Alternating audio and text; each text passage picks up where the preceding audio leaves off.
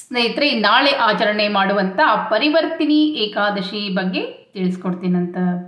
ನಾಳೆಯ ದಿವಸ ವಿಶೇಷವಾದ ಏಕಾದಶಿ ಅಂತಲೇ ಹೇಳ್ತೀನಿ. ಯಾಕಂದರೆ ನಮ್ಮ ಜೀವನದಲ್ಲಿ ಬರುವಂಥ ಎಲ್ಲ ಸಂಕಷ್ಟಗಳನ್ನು ಕಳ್ಕೊಳ್ಬೇಕು, ನಮ್ಮ ಜೀವನದಲ್ಲೂ ಕೂಡ ಬದಲಾವಣೆ ಬರಬೇಕು, ಕಷ್ಟಗಳೆಲ್ಲವೂ ಕಳೆದು ನಮ್ಮ ಕಣ್ಣೀರು ಎಲ್ಲವೂ ನಮ್ಮಿಂದ ದೂರ ಆಗಬೇಕು, ಅಂದರೆ ನಮ್ಮ ಜೀವನದಲ್ಲಿ ಬದಲಾವಣೆ ಬರಬೇಕು ಅನ್ನೋದಾದರೆ ನಾಳೆ ದಿವಸ ತಪ್ಪದೇ ಪರಿವರ್ತಿನಿ ಏಕಾದಶಿ ಆಚರಣೆಯನ್ನು ಖಂಡಿತವಾಗಿ ಮಾಡಿರಿ.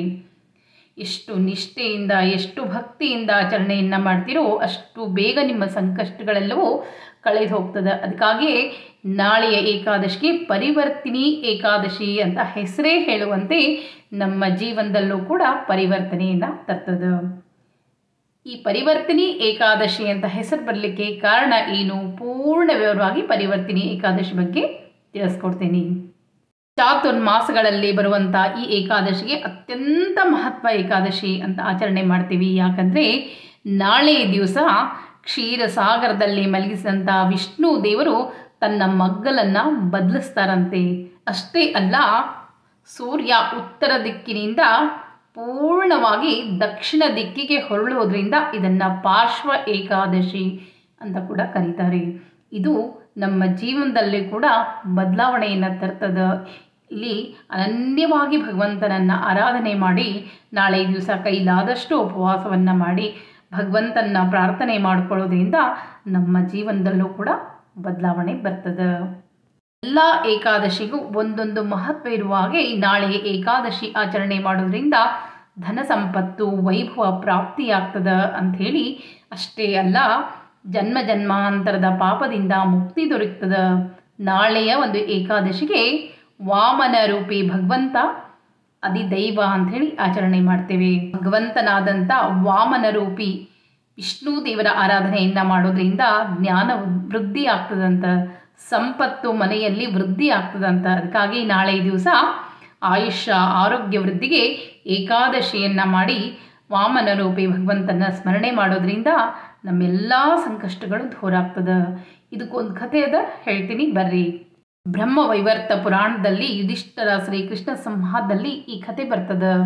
ರಾಕ್ಷಸರ ಕುಲದಲ್ಲಿ ಹುಟ್ಟಿದ್ರೂ ಸಹ ಭಗವಂತನನ್ನು ಅನನ್ಯ ಭಕ್ತಿಯಿಂದ ಒಲಿಸಿಕೊಂಡಂಥವರು ಪ್ರಹ್ಲಾದರಾಜರು. ಪ್ರಹ್ಲಾದರಾಜರ ಒಂದು ಅನನ್ಯ ಭಕ್ತಿಗೆ ಮೆಚ್ಚಿದಂಥ ವಿಷ್ಣು ದೇವರು ಶ್ರೀ ನರಸಿಂಹ ರೂಪದಲ್ಲಿ ಆತನಿಗೆ ದರ್ಶನವನ್ನು ಕೊಟ್ಟರು. ಅಂಥವನ ಮೊಮ್ಮಗನೇ ಬಲಿ ಚಕ್ರವರ್ತಿ. ಪ್ರಹ್ಲಾದರಾಜರ ಮಗ ವಿರೋಚನ್ನ ಮಗನೇ ಬಲಿರಾಜ, ಆತನಿಗೆ ಇಂದ್ರಸೇನ ಅಂತ ಕೂಡ ಹೆಸರು ಇರ್ತದೆ. ಈತ ಎಷ್ಟೊಂದು ಶಕ್ತಿಶಾಲಿ ಅಂತಂದರೆ, ಒಂದ್ಸಲ ದೇವ ಅಸುರರ ನಡುವೆ ಯುದ್ಧ ಆಗ್ತದೆ. ಆ ಯುದ್ಧದಲ್ಲಿ ಇಂದ್ರನಿಂದ ಈ ಬಲಿರಾಜ ಹತನಾಗ್ಬಿಡ್ತಾನೆ. ಆದರೆ ಶುಕ್ರಾಚಾರ್ಯರು, ಅಂದರೆ ರಾಕ್ಷಸರ ಗುರು ಶುಕ್ರಾಚಾರ್ಯರು, ಅವರು ಯೋಚನೆ ಮಾಡ್ತಾರೆ ಇವನು ಸತ್ತು ಹೋಗಬಾರ್ದು. ಅದಕ್ಕಾಗಿ ತಮ್ಮ ಮಾಡಿದಂಥ ಎಲ್ಲ ಫಲವನ್ನು, ತಪಸ್ಸಿನ ಫಲದಿಂದ ಮೃತ ಸಂಜೀವಿನಿ ಮಂತ್ರದ ಪ್ರಭಾವವನ್ನು ಪಡೆದು ಆತನಿಗೆ ಮತ್ತೆ ಮರಳಿ ಪ್ರಾಣವನ್ನು ತರ್ತಾರಂತೆ. ಆತ ಬಲಿರಾಜ ಪ್ರಾಣವನ್ನು, ಅಂದರೆ ಮತ್ತೆ ಆತನಿಗೆ ಪ್ರಾಣ ಬಂದ ಮೇಲೆ ವಿಶ್ವಜಿತ್ ಅನ್ನುವಂಥ ದೊಡ್ಡ ಯಾಗವನ್ನು ಮಾಡ್ತಾನೆ. ಯಾಗವನ್ನು ಮಾಡಿ ಎಲ್ರಿಗೂ ಏನು ಬೇಕು ಅದೆಲ್ಲವನ್ನು ದಾನವಾಗಿ ಕೊಡ್ತಾನೆ. ಯಾರು ಏನು ಬಂದು ಕೇಳಿದರೂ ಕೂಡ ಇಲ್ಲ ಅಂತಿರೋದಿಲ್ಲ. ಆ ರೀತಿಯಾಗಿ ಬಲಿ ಎಲ್ಲರಿಗೂ ದಾನವನ್ನು ಕೊಡ್ತಾನೆ. ಆತ ಮಾಡಿದಂಥ ಆ ಯಾಗವನ್ನು ನೋಡಿದಂಥ ದೇವತೆಗಳು, ಪಿತೃಗಳು ಎಲ್ಲರೂ ಆತನ ಒಂದು ಯಜ್ಞವನ್ನು ನೋಡಿ ಮೆಚ್ಚಿಕೊಂಡು ಬಿಡ್ತಾರೆ. ನಂತರ ಆತ ಅಶ್ವಮೇಧ ಯಾಗವನ್ನು ಮಾಡಿ ಬ್ರಹ್ಮನಿಂದ ವರವನ್ನು ಕೂಡ ಪಡೆದುಬಿಡ್ತಾನೆ. ಇಷ್ಟೆಲ್ಲ ಶಕ್ತಿಶಾಲಿಯಾಗಿ ಬೆಳೆದು ನಿಂತ ಮೇಲೆ ಆಗ ಏನೇ ಇದ್ದರೂ ಕೂಡ ಅವನು ರಾಕ್ಷಸ ಜನ್ಮದಲ್ಲಿ ಪಡೆದಿರೋದ್ರಿಂದ ದೇವತೆಗಳಿಗೆ ಕಂಟಕ ಪ್ರಾಯನಾಗ್ಬಿಡ್ತಾನೆ. ಆತನಿಗೆ ಎಷ್ಟೊಂದು ಶಕ್ತಿ ಬಂದ್ಬಿಟ್ಟಿರ್ತದೆ ಅಂದ್ರೆ ದೇವತೆಗಳು ಕೂಡ ನನಗೆ ಸಮ ಅಲ್ಲ ಅನ್ನುವ ರೀತಿಯಲ್ಲಿ ನಡೆದುಕೊಳ್ಳಿಕ್ಕೆ ಶುರು ಮಾಡಿಬಿಡ್ತಾನೆ. ಆಗ ಸಾಕ್ಷಾತ್ ಪ್ರಹ್ಲಾದರಾಜರೇ ಹೇಳ್ತಾರೆ, ನೀ ಮಾಡ್ತಾ ಇರೋದು ತಪ್ಪದ, ನೀ ಏನೇ ಆದರೂ ಕೂಡ ರಾಕ್ಷಸರ ವಂಶದಲ್ಲಿ ಜನಿಸಿ ಅನ್ನೋದನ್ನು ನೆನ್ಪಿಟ್ಕೋ ಅಂತ ಹೇಳ್ತಾರೆ. ಆಗ ಬಲಿರಾಜ ನಾನೇ ಶ್ರೇಷ್ಠ ಅನ್ನುವ ರೀತಿಯಲ್ಲಿ ಮಾತನಾಡಲಿಕ್ಕೆ ಶುರು ಮಾಡ್ತಾನೆ. ವಿಷ್ಣುವಿನನ್ನು ಕೂಡ ಅಪಹಾಸ್ಯವನ್ನು ಮಾಡಿಬಿಡ್ತಾನೆ. ಇದರಿಂದ ನೊಂದುಕೊಂಡಂಥ ಪ್ರಹ್ಲಾದರಾಜರು, ನೀನು ರಾಜ್ಯ ಭ್ರಷ್ಟನಾಗಿ ಪಾತಾಳಕ್ಕೆ ಬೀಳು ಅಂಥೇಳಿ ಶಾಪವನ್ನು ಕೊಟ್ಟು ಬಿಡ್ತಾರೆ. ಬಲಿ ಚಕ್ರವರ್ತಿ ಇದನ್ಯಾವುದನ್ನು ಲೆಕ್ಕಿಸದೆ ಸ್ವರ್ಗಲೋಕ, ಭೂಲೋಕ, ಪಾತಾಳ ಎಲ್ಲವನ್ನ ಗೆದ್ದು ಬಿಡ್ತಾರೆ. ಹೀಗಿರಬೇಕಾದ್ರೆ ಒಂದು ಸಲ ಬಲಿ ಚಕ್ರವರ್ತಿ ದೊಡ್ಡ ಯಜ್ಞವನ್ನು ಮಾಡ್ತಾ ಇರ್ತಾರೆ. ಆ ಯಜ್ಞ ಸಂಪೂರ್ಣ ಆದಮೇಲೆ ಇಡೀ ಒಂದು ಪಾತಾಳ, ಸ್ವರ್ಗಲೋಕ, ಭೂಲೋಕ ಎಲ್ಲದಕ್ಕೂ ಮಂಡಲಾಧಿಪತಿ ಆಗ್ಬಿಡ್ತಾನೆ ಅಂಥೇಳಿ ಆಗ ಎಲ್ಲ ದೇವತೆಗಳಿಗೂ ಹೆದರಿಕೆ ಆಗ್ಲಿಕ್ಕೆ ಹತ್ಬಿಡ್ತದೆ. ಆಗ ಅವರು ಬಂದು ವಿಷ್ಣುವಿನಲ್ಲಿ ಪ್ರಾರ್ಥನೆಯನ್ನು ಮಾಡ್ಕೊಳ್ತಾರೆ. ಆ ಒಂದು ಪ್ರಾರ್ಥನೆಗೆ ಮೆಚ್ಚಿದಂಥ ವಿಷ್ಣು ದೇವರು ಆತನಿಗೆ ಆ ಎಲ್ಲ ದೇವಾನುದೇವತೆಗಳಿಗೂ ಅಭಯವನ್ನು ಕೊಡ್ತಾರೆ. ಎಲ್ಲ ದೇವತೆಗಳಿಗೂ ಹೇಳ್ತಾರೆ, ವಾಮನ ಅವತಾರದ ಸಮಯ ಬಂದಾಗಿದೆ, ಅದಕ್ಕಾಗಿ ನಾನು ವಾಮನ ಅವತಾರದಿಂದ ಆ ಬಲಿಯ ಚಕ್ರವರ್ತಿ ಹತ್ರ ಹೋಗ್ತಾ ಇದ್ದೀನಿ ಅಂಥೇಳಿ ಮುಂದೆ ವಾಮನ ಅವತಾರವೇ ಬೇರಾರೂ ಅಲ್ಲ, ಸಾಕ್ಷಾತ್ ವಿಷ್ಣು ದೇವರು ವಾಮನ ಅವತಾರದಲ್ಲಿ ಬ್ರಾಹ್ಮಣ ಒಟ್ಟುವಾಗಿ ಆ ದೊಡ್ಡ ಯಜ್ಞ ನಡುವಂಥ ಸ್ಥಳಕ್ಕೆ ಬರ್ತಾರೆ. ಬಂದು ಎಲ್ಲರಿಗೂ ನೀನು ದಾನವನ್ನು ಕೊಟ್ಟೆ, ನನಗೂ ದಾನ ಬೇಕು ಅಂತ ಹೇಳಿ ಕೇಳ್ತಾರೆ. ಆಗ ಅಲ್ಲಿ ಕುಳಿತಂಥ ಶುಕ್ರಾಚಾರ್ಯರು ಎಚ್ಚರಿಕೆ ಕೊಡ್ತಾರೆ. ಬಂದಂಥವನು ಬೇರಾರೂ ಅಲ್ಲ, ಭಗವಾನ್ ವಿಷ್ಣುವೇ, ನಿನಗೆ ಮೋಸ ಆಗ್ತದೆ, ಅದಕ್ಕಾಗಿ ನೀನು ಅವನಿಗೆ ದಾನ ಕೊಡ್ತೀನಿ ಅಂಥೇಳಿ ಒಪ್ಕೊಳ್ಳಿಕ್ಕೆ ಹೋಗಬೇಡ ಅಂಥೇಳಿ ಶುಕ್ರಾಚಾರ್ಯರು ಎಚ್ಚರಿಸಿದ್ರು ಸಹ ಅವನು ಹೇಳ್ತಾನೆ, ನಾ ಯಜ್ಞಕ್ಕೆ ಕುಳಿತಾಗ ಯಾರೇ ಬಂದು ಏನೇ ಕೇಳಿದರೂ ದಾನ ಕೊಡ್ತೀನಿ ಅಂಥೇಳಿ ಸಂಕಲ್ಪ ಮಾಡಿಬಿಟ್ಟೇನಿ. ಹೀಗಾಗಿ ಆತನಿಗೆ ಬೇಡಿದ್ದನ್ನು ನಾನು ದಾನವಾಗಿ ಏನು ಬೇಡಿದರೂ ಕೊಡಲಿಕ್ಕೆ ಸಿದ್ಧ ಇದ್ದೇನೆ ಅಂಥೇಳಿ. ಆಗ ಆ ಪುಟ್ಟ ಬಾಲಕ ರೂಪದಲ್ಲಿ ಬಂದಂಥ ವಿಷ್ಣು ದೇವರು ಹೇಳ್ತಾರೆ, ನಾನೇನು ಹೆಚ್ಚಿಗೆ ಕೇಳೋದಿಲ್ಲಪ್ಪ, ನಿಮಗೆ 3 ಭೂಮಿ ಪಾದ ಅಂದರೆ ನನ್ನ ಪಾದದ ಮೂರು ಪಾದ ಇಡುವಷ್ಟು ಭೂಮಿ ನಂಗೆ ಕೊಟ್ಟರೆ ಸಾಕು ನೀನು ಅಂಥೇಳಿ. ಆಗ ಬಲಿ ಚಕ್ರವರ್ತಿ ಹೇಳ್ತಾನೆ, ಸರಿ ಅಂತ ಹೇಳಿದ ಮೇಲೆ ಮೊದಲೇ ಪಾದ ಇಡ್ತಾನೆ, ಸ್ವರ್ಗ ತುಂಬಿ ಹೋಗ್ಬಿಡ್ತದೆ. ಅದಕ್ಕಾಗಿ ಆತು ಸ್ವರ್ಗಲೋಕ ನಿನ್ನದಾಯಿತು, ಕೃಷ್ಣಾರ್ಪಣಮಸ್ತು ಅಂಥೇಳಿ ನೀರು ಬಿಡ್ತಾನೆ. 2ನೇ ಪಾದವನ್ನು ಇಡ್ತಾನೆ, ಭೂಮಿ ಪೂರ್ಣ ತುಂಬ ಹೋಗ್ಬಿಡ್ತದೆ. ಸರಿ, ಕೃಷ್ಣಾರ್ಪಣಮಸ್ತು, ಭೂಮಿಯನ್ನು ಕೂಡ ನಿನಗೆ ಬಿಟ್ಟು ಕೊಟ್ಬಿಟ್ಟೇನಿ. 3ನೇ ಪಾದ ಎಲ್ಲಿ ಇಡಲಿ ಅಂತ ಕೇಳ್ತಾನೆ. ಆಗ ಸ್ವರ್ಗ ತುಂಬ ಹೋಯಿತು, ಭೂಲೋಕ ತುಂಬ ಹೋಗಿದೆ, ಇನ್ನು 3ನೇ ಪಾದ ಎಲ್ಲಿಡಬೇಕು ಅಂಥೇಳಿ. ಆಗ ಕೊಟ್ಟ ಮಾತಿನಂತೆ ಬಲಿ ಚಕ್ರವರ್ತಿ ಹೇಳ್ತಾನೆ, ನನ್ನ ತಲೆಯ ಮೇಲೆ ನಿನ್ನ ಪಾದವನ್ನು ಇಟ್ಟುಬಿಡು ಅಂಥೇಳಿ ತೋರಿಸಿದ್ದೇ ತಡ ತ್ರಿವಿಕ್ರಮನಾದಂಥ ಶ್ರೀಮನ್ನಾರಾಯಣ ದೇವರು ಆ ರಾಕ್ಷಸ ರಾಜನನ್ನು ಪಾತಾಳಕ್ಕೆ ತಳ್ಳಿಬಿಡ್ತಾರೆ. ಆತನ ತಲೆಯ ಮೇಲೆ ಕಾಲಿಟ್ಟು ಪಾತಾಳಕ್ಕೆ ಅಟ್ಟುಬಿಡ್ತಾರೆ. ಆಗ ದೇವತೆಗಳಿಗೆ, ಭೂಮಿಯ ಮೇಲಿದ್ದಂಥ ಜನರಿಗೆ ಬಂದಂಥ ಎಲ್ಲ ಸಂಕಷ್ಟಗಳು ದೂರ ಆಗ್ತದೆ.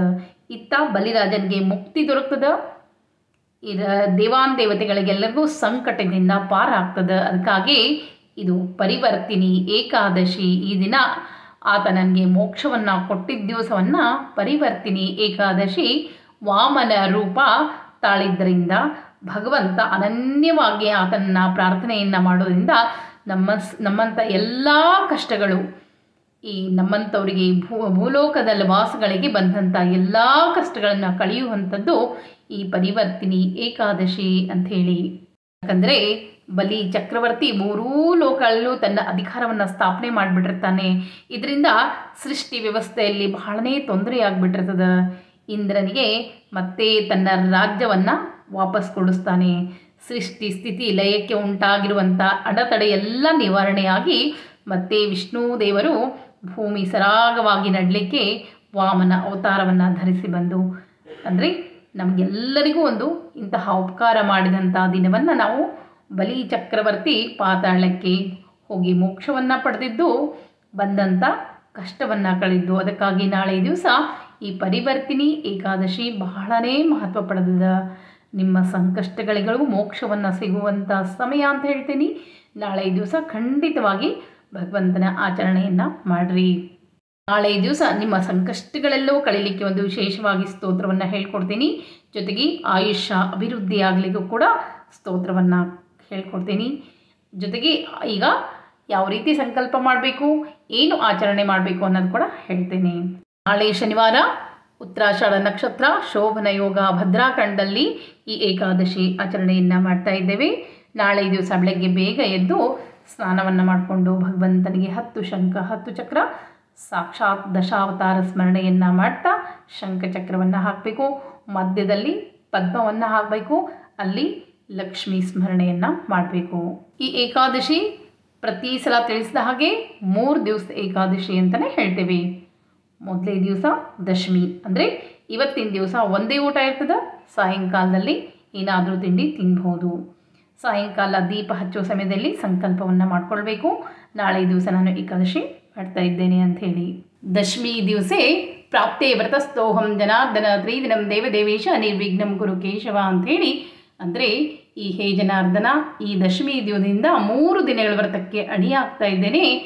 ನಾನು ಮಾಡಿದಂಥ ಈ ಉಪವಾಸ ವ್ರತಕ್ಕೆ ಯಾವುದೇ ಅಡ್ಡಿ ಬರದಂತೆ ನನ್ನನ್ನು ಕಾಪಾಡು ಅಂತ ಬೇಡ್ಕೊಳ್ಳೋದೇ ಈ ಒಂದು ದಶಮಿ ಮಂತ್ರ. ಬೆಳಗ್ಗೆ ಎದ್ದು ಬಂದ ತಕ್ಷಣ ದೇವರಿಗೆ ಕೈ ಮುಗಿತಾ ಬೇಡ್ಕೊಳ್ಬೇಕು. ಏಕಾದಶಿ ದಿವಸ ನಾವು ಉಪವಾಸವನ್ನು ಮಾಡ್ತಾ ಇದ್ದೇನೆ. ನೀವು ಯಾವ ರೀತಿ ಉಪವಾಸ ಮಾಡ್ತೀರೋ ಅದನ್ನೇ ಭಗವಂತನ ಮುಂದೆ ಹೇಳ್ಕೊಳ್ಬೇಕು. ಮನಸ್ಸಿನಲ್ಲಿ ಒಂದು ಮಾಡೋದೊಂದು ಆಗಬಾರ್ದು. ಅದಕ್ಕಾಗಿ ಭಗವಂತನ ಮುಂದೆ ನನಗೆ ಯಾವ ರೀತಿ ಶಕ್ತ್ಯಾನುಸಾರ ಅಂತ ಹೇಳ್ತೀವಿ ಅವನ್ನೆಲ್ಲವೇ ಹೇಳ್ಕೊಳ್ಬೇಕು. ಏಕಾದಶಂ ನಿರಾಹಾರ ಸ್ಥಿತ್ಮಾಹನಿ ಪರೇಹಂ ಮೋಕ್ಷಾಮಿ ಪುಂಡರೀಕಾಕ್ಷ ಶರಣಂ ಮೇ ಭವಾಚ್ಯುತ ಅಂಥೇಳಿ. ಅಂದರೆ ಈ ಏಕಾದಶಿ ದಿವಸ ನಾನು ನಿರಾಹಾರವಾಗಿ ಏಕಾದಶಿ ಮಾಡ್ತಾ ಇದ್ದೇನೆ. ಅವಲಕ್ಕಿ ತಿಂದು ಏಕಾದಶಿ ಮಾಡ್ತಾ ಇದ್ದೇನೆ. ನೀರು ಕುಡಿದು ಏಕಾದಶಿ ಮಾಡ್ತಾ ಇದ್ದೇನೆ. ಹಾಲು ಹಣ್ಣು ತೆಗೆದು ಏಕಾದಶಿ ಮಾಡ್ತಾ ಇದ್ದೇನೆ. ಅಲ್ಲಿ ಏಕಾದಶಂ ನಿರಾಹಾರ ಅಂತದ ಅಂದ್ರೆ ನಿರಾಹಾರದಿಂದ ಏಕಾದಶಿ ಮಾಡ್ತಾ ಇದ್ದೀನಿ. ಇಲ್ಲಿ ನಿಮಗೆ ನಿರಾಹಾರ ಆಗದೇ ಇದ್ದರೆ ಅವಲಕ್ಕಿ ತಿಂದಾದರೂ ಮಾಡ್ತಾ ಇದ್ದೀನಪ್ಪ ದೇವರೇ, ನನ್ನ ಕೈಯಲ್ಲಿ ಯಥಾಶಕ್ತಿಯಾಗಿ ಉಪವಾಸವನ್ನು ಮಾಡ್ತಾ ಇದ್ದೇನೆ. ಏಕಾದಶಂ ನಿರಾಹಾರ ಸ್ಥಿತ್ವಾಹನಿ ಪರೇಹಂ ಮೋಕ್ಷಾಮಿ ಪುಂಡರೀಕಾಕ್ಷ ಶರಣಂ ಮೇ ಭವಾಚ್ಯುತ. ಏಕಾದಶಿ ದಿವಸ ನಾನು ನಿರಾಹಾರದಿಂದಿದ್ದು ದ್ವಾದಶಿ ದಿನ ಭೋಜನವನ್ನು ಮಾಡ್ತೇನೆ. ನೀನು ನನಗೆ ನನ್ನ ಪ್ರಕೃತಿಗೆ ಅಂದರೆ ನನ್ನ ಆರೋಗ್ಯದಲ್ಲಿ ಯಾವುದೇ ತೊಂದರೆ ಆಗದೆ ಅಂತ ನೀನು ನನಗೆ ಆಶ್ರಯ ಆಗುವಂತ ಬೇಡ್ಕೊಳ್ಳೋದೇ ಈ ಒಂದು ಬೆಳಗ್ಗೆ ಸಂಕಲ್ಪ.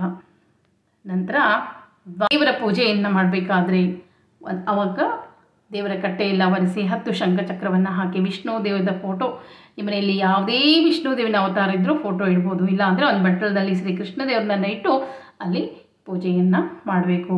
ಪೂಜೆಯನ್ನು ಮಾಡಬೇಕಾದ್ರೆ ಒಂದು ಸಣ್ಣ ಸಂಕಲ್ಪದ ಇಲ್ಲಿ ಮಮ ಅಂತ ಹೇಳಿದಾಗ ನಿಮ್ಮ ಹೆಸರನ್ನು ಹೇಳ್ಕೊಳ್ರಿ.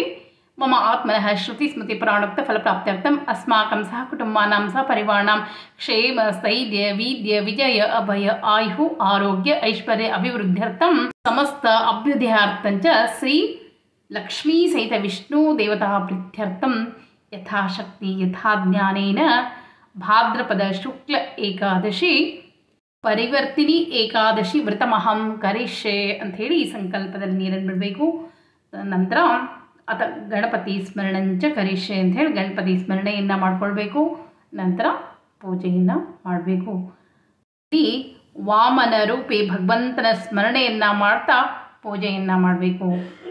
ಸಾಕ್ಷಾತ್ ವಾಮನ ಅವತಾರಿ ವಿಷ್ಣು ದೇವರು ಇಲ್ಲಿ ಬಂದು ನಿಂತಾರ ಅಂತ ತಿಳ್ಕೊಂಡು ಅನುಸಂಧಾನವನ್ನು ಮಾಡಿಕೊಂಡು ಭಗವಂತನ ಆರಾಧನೆಯನ್ನು ಮಾಡೋದ್ರಿಂದ ನಿಮ್ಮ ಎಲ್ಲ ಸಂಕಷ್ಟಗಳಿಗೂ ನಾಳೆ ದಿವಸ ಪರಿಹಾರ ದೊರಕ್ತದೆ.